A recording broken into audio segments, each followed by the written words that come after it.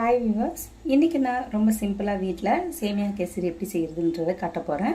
அதுக்கு தேவையான பொருட்கள் என்னென்னு பார்த்தீங்கன்னா, சேமியா, சர்க்கரை, முந்திரி பருப்பு, கொஞ்சமாக பாதாம் எடுத்துருக்கேன், ஏலக்காய், நெய், ஃபுட் கலர். வாங்க இது எப்படி செய்யுதுன்னு பார்க்கலாம். ஸ்டவ் பற்ற வச்சு ஒரு கடாய் வச்சுக்கோங்க. கடாய் லைட்டாக சூடாகட்டும். இதில் ஒரு அரை கப் நான் நெய் ஆட் பண்ணிக்கிறேன்.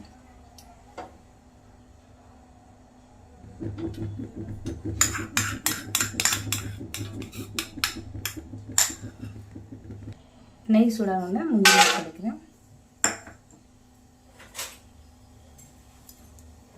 நான் முந்திரி ஆட் பண்ணிக்கிறேன். நீங்கள் திராட்சை வேணால் கூட ஆட் பண்ணிக்கலாம், நல்லாயிருக்கும் டேஸ்ட்டாக.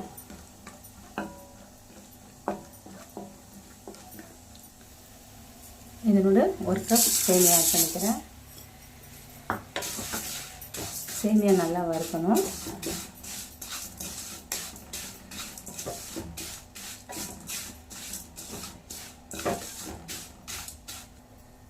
நான் முந்திரியோட சேமியா போட்டு வறுத்துக்கிறேன். இல்லை உங்களுக்கு முந்திரி கிரன்ச்சியாக வேணும் அப்படின்னா நீங்கள் முந்திரி வறுத்து தனியாக எடுத்து வச்சுக்கிட்டு அதுக்கப்புறம் சேமியா போட்டு கூட வறுத்துக்கலாம்.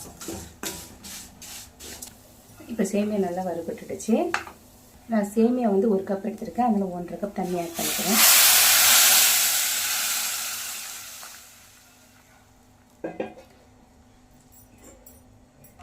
சேமியா நல்லா வேகணும்.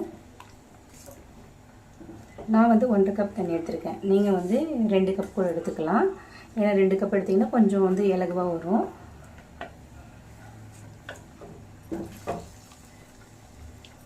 சேமியா நல்லா வேகட்டும். சேமியா நல்லா வெந்துடுச்சு.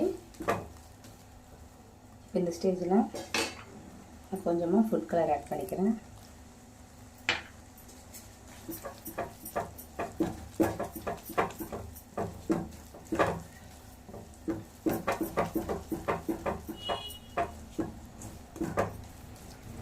இப்போ 1 கப் சேமியா எடுத்தேன்னு அதனால் அதே கப்பில் அரை கப் சர்க்கரை எடுத்துக்கிறேன்.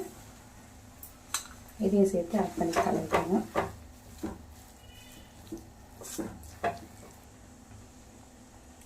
ஒரு பிஞ்ச் ஏலக்காய் தூள் ஆட் பண்ணிக்கிறேன். இதையும் சேர்த்து நல்லா கலரி விட்டுக்குங்க.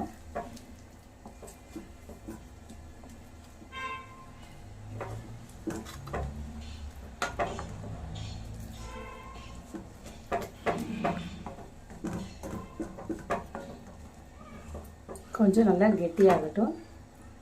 அது வரைக்கும் கலரிட்டுக்கு. அவ்வளோதாங்க, நம்மளுடைய சேமியா கேசரி தயாராகிடுச்சு. இதை நம்ம ஒரு பவுலில் ட்ரான்ஸ்ஃபர் பண்ணிக்கலாம்.